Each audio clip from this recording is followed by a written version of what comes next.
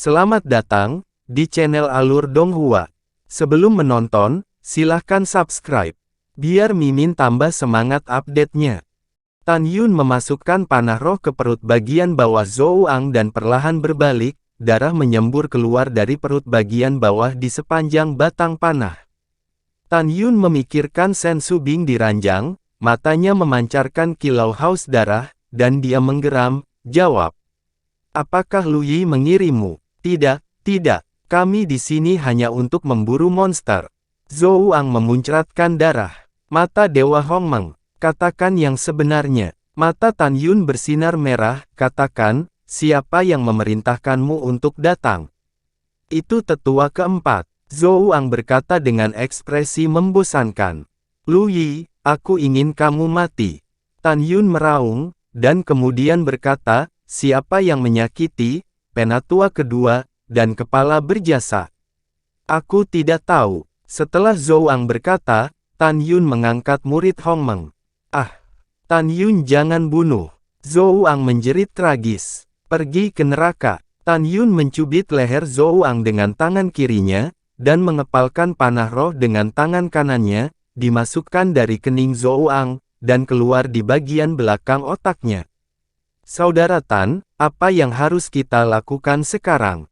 Huang Fuyu menyingkirkan sayap suci yang terang dengan wajah pucat, dan pedang terbang di depan Tan Yun. Sebuah cibiran tergambar di sudut mulut Tan Yun, pergi ke gerbang dalam. Bukankah kita akan pergi ke Fangcheng?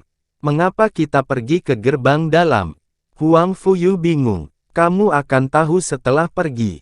Tan Yun berkata, dan segera, perahu roh berlumuran darah dengan mayat-mayat yang hancur di mana-mana beberapa mil jauhnya terbang di depan Tan Yun. Tan Yun menyapu perahu roh dan melemparkan tubuh Zhou Ang ke perahu roh. Kakasian, naik, kata Tan Yun. Huang Fuyu melihat perahu roh yang tergeletak penuh dengan mayat. Dia menutup mulutnya dengan tangannya, dan merasa sedikit mual. Saudara Tan, saya terbang dengan pedang, saya tidak bisa naik perahu roh. Pelan-pelan bicara, ayo. Tan Yun mengerutkan kening. Kamu adalah master yang hebat, ranah pemurnian jiwa penuh dengan kekuatan, jangan bilang, ini pembunuhan pertamamu. Bukankah itu seorang putri? Huang Fuyu bergumam dalam hatinya, lalu berbisik, aku memang membunuh untuk pertama kalinya. Pengecut, jangan biarkan aku memandang rendah dirimu. Tan Yun berkata, ayo. Oh oke. Huang Fuyu menarik napas dalam-dalam, dan setelah menelusuri perahu roh, Tan Yun mengemudikan perahu roh dan menghilang ke langit dengan kecepatan tinggi. Pada saat ini, di lautan awan di atas gerbang berjasa, 9 pria bertopeng berpakaian hitam melemparkan jimat tembus pandang mereka. Mereka memandang dengan hormat pada seorang wanita bertopeng berpakaian hitam di depan mereka. Wanita ini adalah Yu Ying. Tuanku, mengapa Anda tidak membunuh Tan Yun sekarang? Salah satu pria itu bingung. Gunakan otakmu untuk melakukan sesuatu, ini di gerbang divisi berjasa.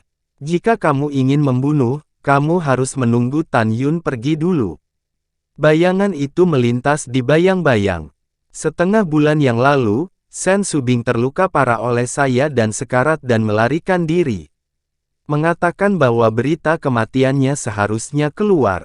Tapi sejauh ini belum ada kabar, saya curiga dia belum meninggal. Aku menjaga gerbang di sini, dan kalian bersembilan akan pergi dan berurusan dengan Tan Yun. Kesembilan orang itu berkata dengan hormat, siap 86. Segera, 9 orang membangkitkan jimat tembus pandang dan melepaskan tembakan mengikuti Tan Yun. Dari 9 orang yang terbang di langit, Anda dapat melihat bahwa mereka semua di alam jiwa ilahi. Setelah 9 orang terbang, mata dingin Yu Ying menunjukkan niat membunuh yang dingin. Shen Subing, jika kamu tidak mati, maka aku akan menunggumu keluar dan membunuhmu. Bahaya datang diam-diam di atas Tan Yun dan Huang Fuyu. Namun, Tan Yun yang mengendalikan perahu roh tidak mengetahuinya. Kakak Tan, bukankah kita akan pergi ke gerbang dalam? Huang Fu mengerutkan kening dan melihat rutenya salah. Pergi ke gerbang abadi gerbang divisi pil dulu. Tan Yun mencibir. Ketika malam tiba, Tan Yun mengendarai perahu roh dan muncul di atas gerbang pil dari gerbang abadi. Pada saat ini, di tengah-tengah gunung, di depan sebuah prasasti batu besar bertuliskan, Divisi Pil, seorang murid yang menjaga gerbang sedang duduk bersila. Murid itu tiba-tiba membuka matanya dan melihat ke langit. Ketika dia melihat Tan Yun di perahu roh, ada niat membunuh di matanya, dan dia ingin membuka pintu alam rahasia dan memasuki alam rahasia Divisi Pil. Mata Dewa Hongmeng. Mata Tan Yun bersinar dengan cahaya merah, murid itu langsung tercengang. Kemarilah. Suara iblis Tan Yun bergema di telinganya, dan murid itu menginjak pedang terbang dengan ekspresi kusam di perahu roh. Cincin Tan Yun menyala, dan secarik batu giok muncul di tangannya dan menyerahkannya kepada muridnya. Ingat, sekarang aku adalah murid pil gerbang dalam. Kamu pergi dan berikan slip giok itu kepada tetua keempat Lu Yi sekarang. Iya, setelah murid itu mengangguk, dia membuka pintu alam rahasia, dan saat pedang itu terbang ke alam rahasia, kewarasannya pulih. Pada saat ini, di dalam hatinya, seolah-olah ada seorang murid dan Mai yang meminta dirinya untuk menyerahkan atas slip batu giok. Rahasia di luar. Di perahu roh, Tan Yun menatap tajam, dan tiba-tiba meraih tangan Huang Fuyu, dan segera menatap kakinya, menarik Huang Fuyu ke udara. Ledakan, perahu roh di kakinya jatuh seperti bola meriam, dan dengan suara keras, itu meledakkan prasasti gerbang Gunung Qianzhang. Keruntuhan dan mayat busuk di perahu roh berserakan di depan gerbang gunung.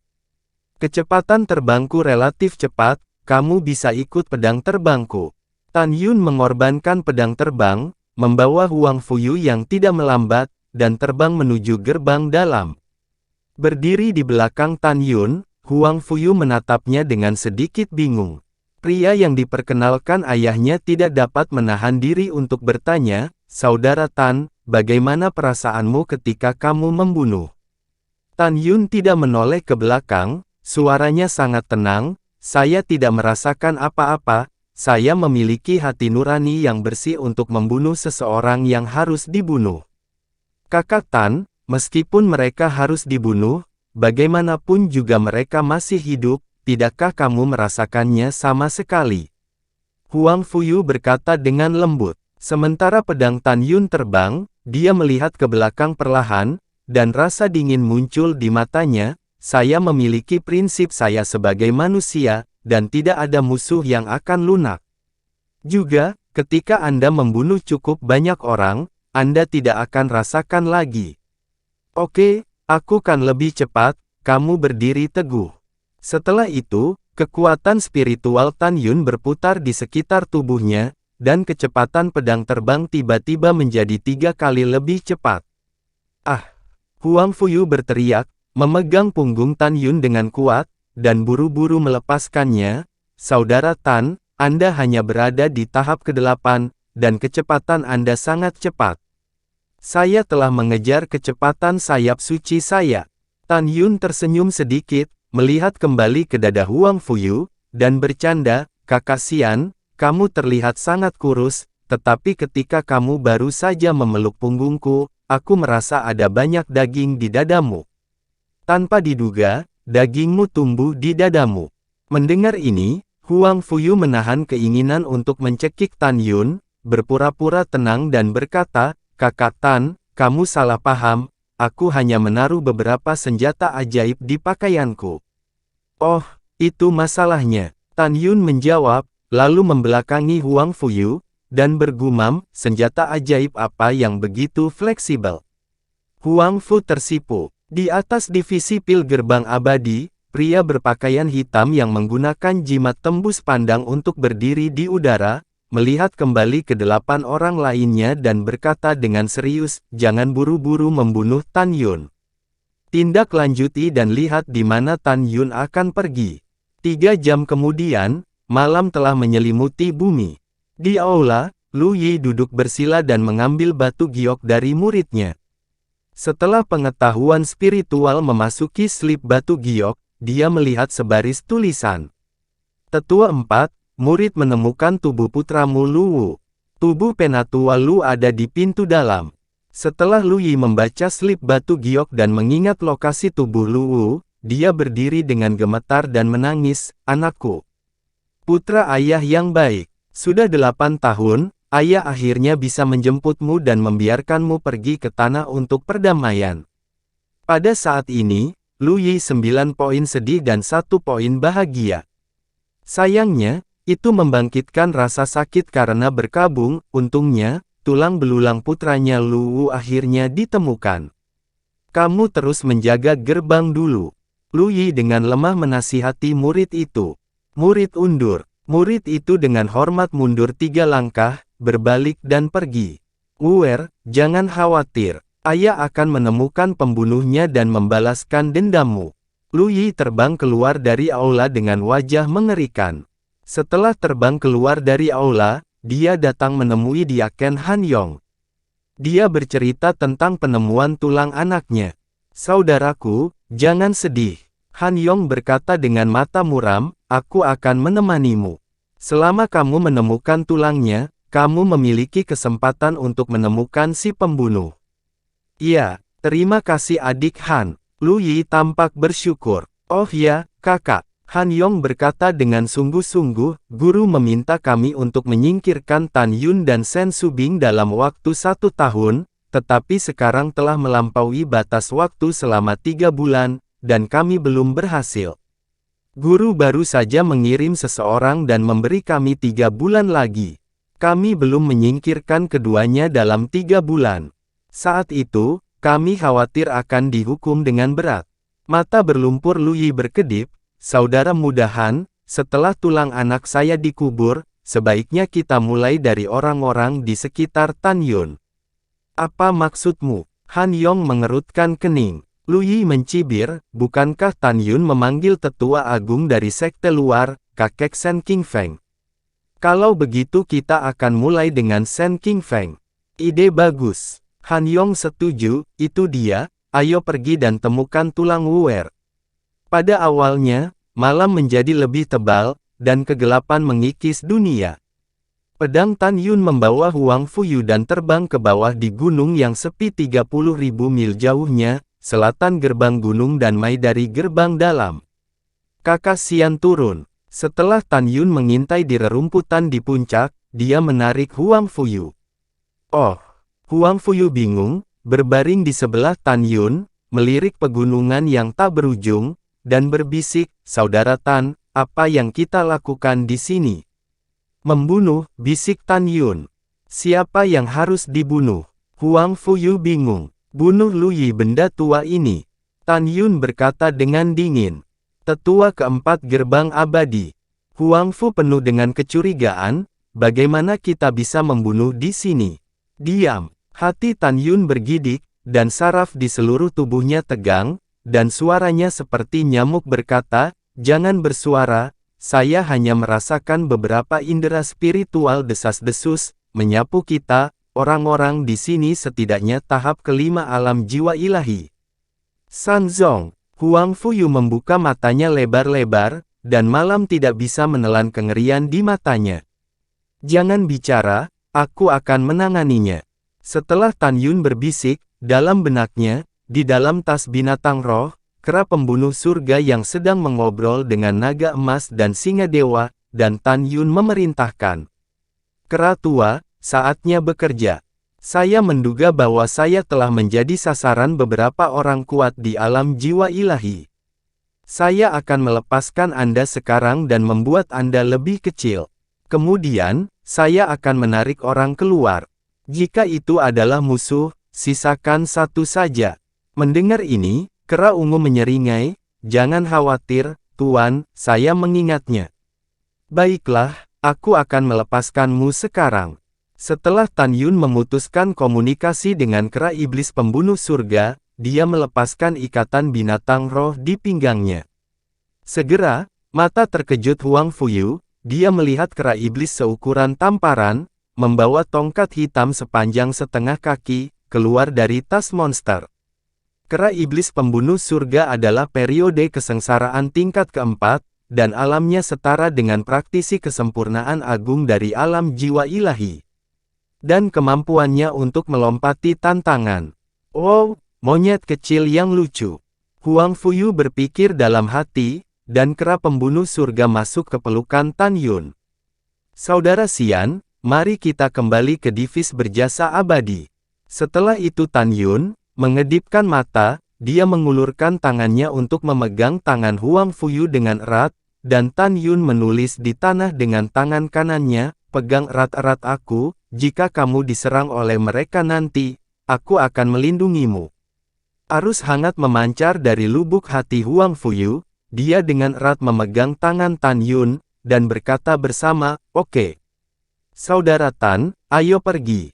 Setelah itu, Tan Yun menggenggam tangan Huang Fuyu, dan saat dia berdiri dari rerumputan, sebuah suara penuh niat membunuh terdengar dari langit malam yang gelap. "Bajingan kecil sialan, kami akhirnya menunggumu. Setelah meninggalkan garis jasa, kamu masih ingin kembali hidup-hidup.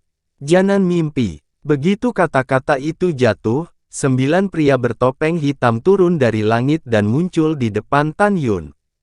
Tan Yun melihat melalui mata ilahi Hongmeng bahwa orang pertama adalah tahap kelima dari alam jiwa ilahi, dan 8 lainnya tahap ketiga. "Saudara Tan, apa yang harus saya lakukan?"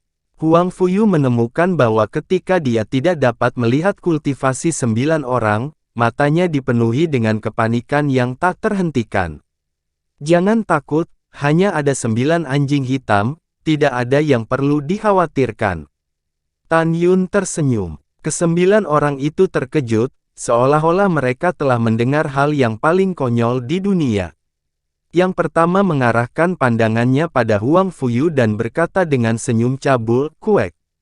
Aku suka pria tampan. Kalian bunuh Tan Yun." Dia tetap tinggal. Tan Yun, pria ini menyukai pria. Di sisi lain, Huang Fuyu gemetar ketakutan. "Iya," mereka menjawab, dan ketika mereka hendak melakukan sesuatu pada Tan Yun tiba-tiba berteriak, "Kera tua, bunuh!" Mengaung. Kera pembunuh surga muncul dari kerah Tan Yun dan tiba-tiba berubah menjadi raksasa 1000 meter membuat terkejut Huang Fuyu. "Nenek, berani membunuh tuanku dan mati." Kera pembunuh mengucapkan sepatah kata, mengangkat kaki raksasanya seperti kilat, gunung itu bergetar, dan menginjak-injak mereka hidup-hidup. "Tidak, lari!" Pemimpin berteriak ngeri dan melarikan diri ke langit. Selain itu, 6 orang berbaju hitam yang gemetar dan ketakutan semuanya naik ke udara dan ingin melarikan diri. Namun, mereka benar-benar lemah dan menyedihkan di depan kera iblis. "Makan itu tongkat!" Ledakan. Dengan lambaian lengan kanan kera iblis pembunuh surga, tongkat raksasa kilometer gelap di tangannya, dengan ruang yang runtuh, meledakkan tubuh orang bertopeng. Tidak. Pada saat yang sama, telapak tangan kiri besar kera iblis pembunuh surga menangkap 6 orang berbaju hitam yang telah melarikan diri di langit. Dengan cengkeraman ringan, 6 orang di telapak tangannya berubah menjadi sampah. Di antara 6 mayat di telapak kiri kera iblis pembunuh surga, 3 jiwa berkabut muncul dari masing-masing, dan langsung dimusnahkan. Terima kasih sudah menonton, sampai jumpa di episode selanjutnya. Jangan lupa subscribe, like, dan nyalakan loncengnya. Sampai jumpa.